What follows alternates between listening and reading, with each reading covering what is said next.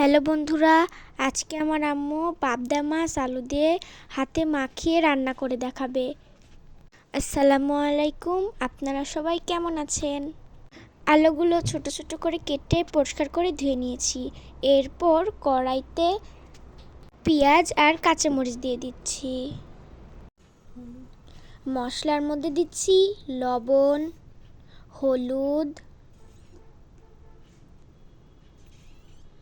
আদা বাটা, জিরা বাটা, রসুন বাটা গুলোই পরিমাণ মতো দিয়ে দিচ্ছি। এরপর তেল দিয়ে সময় নিয়ে ভালোভাবে মাখাতে হবে। সময় নিয়ে রান্নাটা করলে খাবারটা বেশি সুস্বাদু হয়, আবার খেতেও ভালো লাগে। আমার আম্মু তো খুব মজা করে রান্না করে, আমরা পেট পুড়ে খাই। আপনাদের সাথে গল্প করতে করতে আর আমার আম্মু মাখাতে মাখাতে এই পর্যায়ে চলে এসেছে। আলু থেকে অনেকটাই পানি বের হয়ে এসেছে। আলু দিয়ে পাবদা মাছের চচ্চড়িটা কে কে খেতে পছন্দ করেন অবশ্যই কমেন্ট করে জানাবেন। আমাদের তো খুবই ভালো লাগে।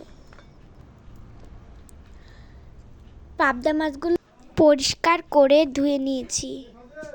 এবার পাবদা মাছগুলো আলুর সাথে ভালোভাবে মাখিয়ে নেব।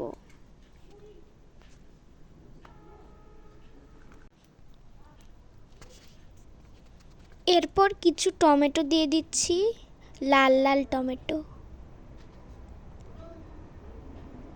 এই টমেটো দিলে আরও খেতে অনেক মজা হয়। শীতের সময় তো সব তরকারিতে টমেটো আর ধনেপাতা থাকেই। পরিমাণ মতো পানি দিয়ে চুলায় বসিয়ে দেব।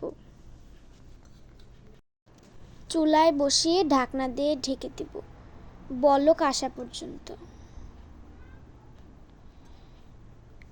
বলক উঠে গেছে, সাবধানে নাড়াচাড়া করতে হবে যেন পাবদা মাছগুলো ভেঙে না যায়। সাবধানে নাড়াচাড়া করতে হবে।